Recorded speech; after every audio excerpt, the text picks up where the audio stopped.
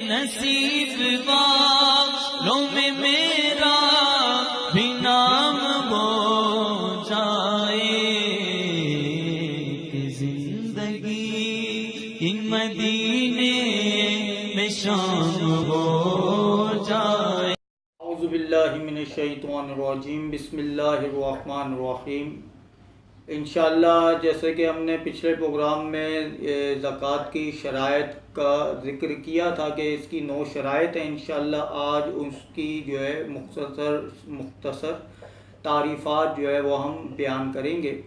سب سے پہلے تھا کہ عاقل ہونا، یعنی عقل والا ہونا۔ تو یاد رکھیے کہ مجنون اور پاگل چاہے مالک نصاب ہوں، ان پر زکوٰۃ فرض نہیں۔ نمبر 2 ہے بالغ ہونا، لہذا اس سے یہ پتہ چل گیا کہ نابالغ چاہے صاحب نصاب ہو، اس پر بھی زکوٰۃ یہ فرض نہیں۔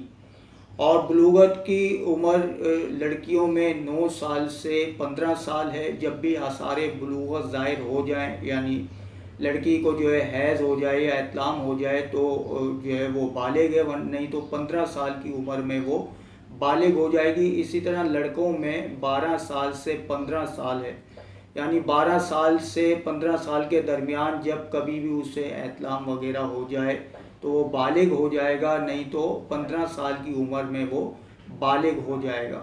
تو لہذا بلوغت اس میں شرط ہے، یعنی نابالغ پر زکوٰۃ فرض نہیں۔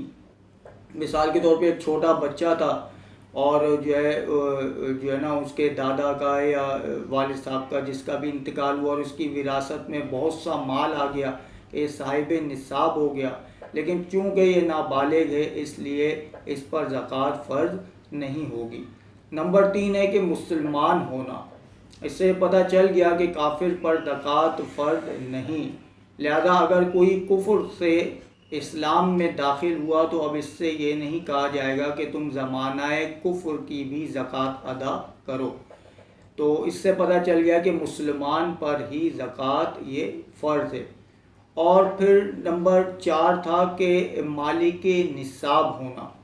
تو مالک نصاب ہونے سے کیا مراد ہے؟ تو یاد رکھیں کہ جس کے پاس 7.5 تولہ سونا، 52.5 تولہ چاندی یا اتنی ہی مالیت کی رقم کہ جس سے 52.5 تولہ چاندی خریدی جا سکے، یا اتنا ہی مالیت کا مال تجارت ہو، یا اتنا ہی حاجت اصلیہ سے زائد مال ہو کہ جس کی قیمت 52.5 تولہ چاندی تک پہنچتی ہو، وہ کہلائے گا صاحب نصاب۔